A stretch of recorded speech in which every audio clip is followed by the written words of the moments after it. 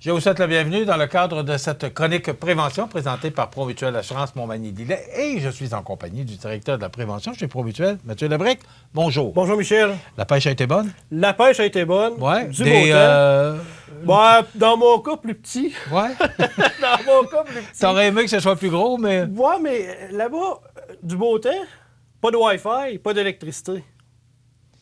Alors, ça coupe, là. Là, t'as pas le choix de te reposer. Ouais, c'est ça. Mathieu, on va parler aujourd'hui, ça va être un petit peu plus sérieux, là, les circonstances entourant les décès liés à un incendie. Pourquoi tu veux nous parler de ça aujourd'hui? C'est un rapport de Statistique Canada qui est sorti environ à la mi-juin concernant justement les décès non intentionnels liés à un incendie pour la période de 2011 à 2020. Donc, ça nous laisse une période de statistiques quand même assez intéressante, c'est ça, pour analyser. Récemment, là, on a eu Longueuil, là, il y a eu 2 décès survenus dans un incendie. Puis, je pense qu'il y a une dame aussi qui est son état est plus critique, justement, dû à un incendie. Donc, des décès liés aux incendies, il y en a encore. On parle d'environ de 2011 à 2020 par année, une moyenne d'environ 220 décès au Canada par année. Donc, c'est encore un chiffre qui est assez important. Ces incendies mortels-là, ce qu'il faut comprendre, c'est que ça a un effet dévastateur sur les personnes, sur les communautés, sur les familles. Donc, de là, l'importance de prendre les mesures nécessaires pour réduire ce risque-là. Ces études-là aussi, ce que ça nous permet, c'est d'ajuster nos mesures de prévention. Donc, on apprend beaucoup suite à la recherche, justement, de la cause et des circonstances des incendies. Donc, nos conseillers sur le terrain, les conseillers en prévention, les préventionnistes des services incendies, les différentes personnes qui travaillent dans ces métiers-là, on est capable d'ajuster nos messages de prévention par rapport, justement, à ces statistiques-là. Donc, c'est vraiment nos incendies résidentiels qui sont le principal type de décès non intentionnel attribuable aux incendies au Canada. Donc, contrairement aux incendies, si on veut, non mortels, en fin de compte, où est-ce qu'il y a des blessures, à ce moment-là, les incendies avec blessures, on va parler beaucoup des incendies de cuisson, puis des incendies pendant les pannes électriques. Donc, incendie de cuisson, on le sait. Simple distraction, on oublie ce qu'on a sur la cuisinière. Ça, on en a parlé. Oui. Puis on va en parler encore. On va en parler encore. Les statistiques démontrent qu'il y en a encore énormément. Donc, ces incendies-là ne seront pas nécessairement mortels. Par contre, vont causer des blessures graves qui pourraient aller jusqu'à la mort. Au niveau des facteurs de risque le plus souvent associés aux incendies mortels non intentionnels, on va penser à ce moment-là consommation de drogue, alcool, médicaments. On va penser aux cigarettes jetées aussi de manière inappropriée. Le fait de vivre seul, de s'endormir, par exemple, aussi en fumant.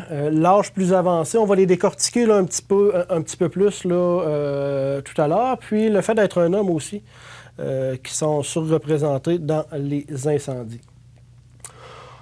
Au niveau des hommes, ils sont, ainsi que les adultes de 45 ans et plus, sont 1,5 fois plus à risque de décéder lors d'un incendie. Donc, à ce moment-là, justement, le fait d'être un homme peut être justement, va être surreprésenté dans les statistiques. Pourquoi? C'est pas expliqué directement dans cette publication-là. Par contre, peut-être qu'on peut dire qu'ils ont peut-être des comportements moins sécuritaires à ce moment-là. Peut-être aussi qu'ils vont tenter de combattre le début d'incendie, mais au-delà d'une certaine limite.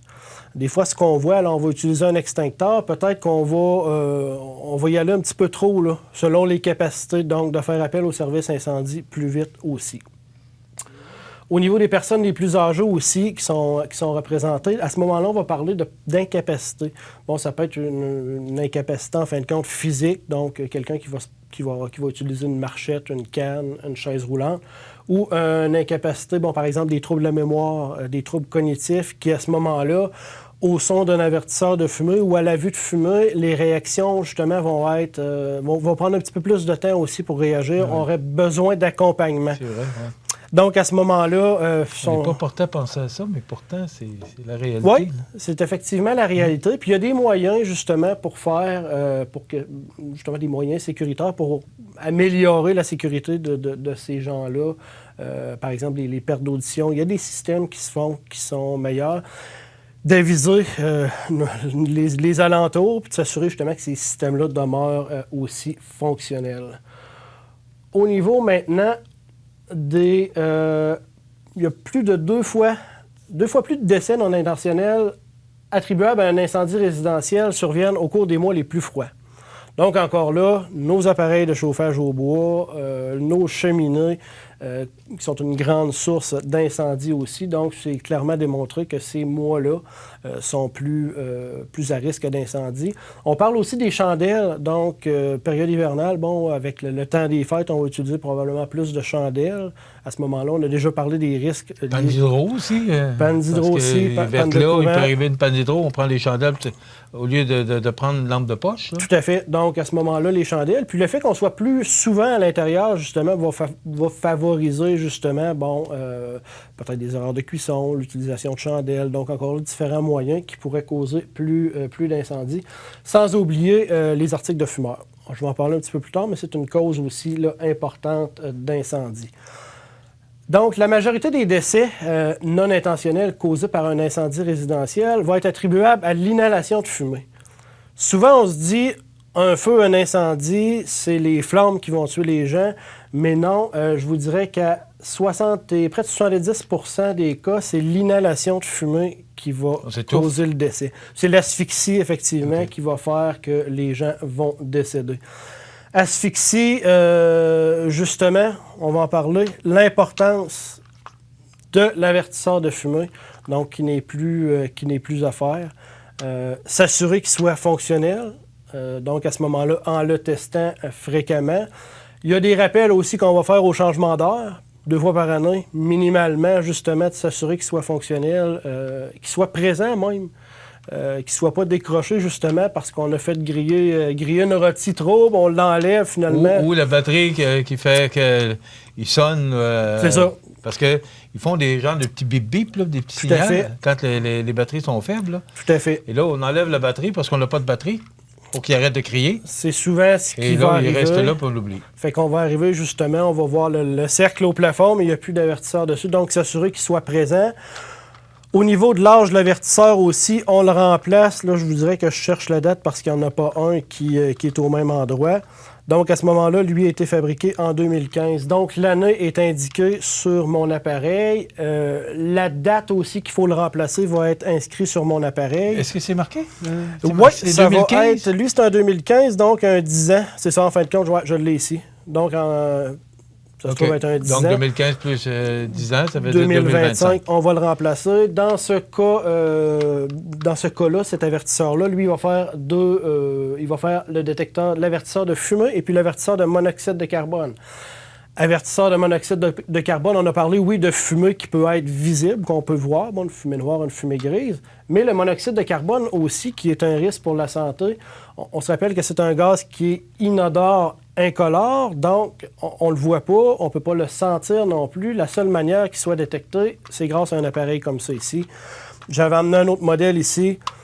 En fait, quand c'est ça, avertisseur de monoxyde de carbone. Dans ce cas... Ça, c'est juste monoxyde de carbone? Lui, c'est juste monoxyde de carbone. Puis lui, regardez, là, il est installé. Lui, remplacement 2025. Donc, c'est pas nécessairement 10 ans, la durée de vie de notre appareil. Il faut s'assurer, justement, de vérifier directement sur notre appareil qu'on le remplace, justement, à temps. Mais là, il est bien mieux d'acheter celui qui fait les deux. Parce que là, ça t'en prend... Celui pour l'incendie, puis ça te prend pour le monoxyde de carbone. Tout à fait. Alors, c'est mieux de prendre les deux. Puis c'est plus cher, oui, mais... effectivement. Probablement qu'à l'achat, ça revient moins cher d'acheter juste l'appareil qui fait les deux. Celui-là... Là, vous êtes en sécurité. Parce que lui, on le met où? Là? Lui, on le met où? Lui, je vous dirais que c'est dans les systèmes, justement, que j'ai à la maison. Lui, il va être situé... Lui, il va être relié à une centrale d'alarme. Ce qui va être différent par rapport à celui-ci, c'est que lui, s'il y a une alarme, s'il déclenche, je vais l'avoir sur mon cellulaire, les pompiers vont être appelés. Ce système-là, il est fait comme ça. Les appareils, donc, que je pouvais choisir étaient vraiment séparés dans ce cas-là. Donc, avertisseur de monoxyde de carbone, avertisseur de fumée. Il y a même aussi des détecteurs d'eau, des détecteurs de porte. Donc, on pourrait en énumérer. Mais dans ce cas-là, c'est ça, c'est vraiment monoxyde de carbone. Au niveau des avertisseurs de fumée, important, un par étage, encore là. Donc, s'assurer qu'il soit bien localisé, qu'il soit présent. et puis les tester pour s'assurer qu'ils soient fonctionnels le cas échéant. Très, très important. Juste question. Ouais. Monoxyde de carbone, est-ce que c'est seulement pour ceux qui ont un garage où ils mettent la voiture à l'intérieur? Ça va être pour ceux qui utilisent, par exemple, appareil de chauffage au bois, au propane, au granule, à l'huile. Dès qu'il y a une combustion d'un de ces matériaux-là, ça va produire du monoxyde, entre autres, du monoxyde de carbone. Donc, à ce moment-là, On pensait que c'était juste les garages. Moi, c'est pas juste les garages, c'est vraiment dès qu'il y a une combustion, par exemple, mon poêle à granule, il va dégager du monoxyde de carbone en plus de la fumée puis des autres, des autres polluants, si on veut, là, qui vont se retrouver dans l'air. Il va produire du monoxyde de carbone. Donc, important d'avoir à proximité ces choses-là. Donc, au niveau de justement de l'asphyxie, c'est à ne pas prendre à la légère. Souvent, les gens vont vouloir retourner dans la maison, chercher par exemple des biens, des objets.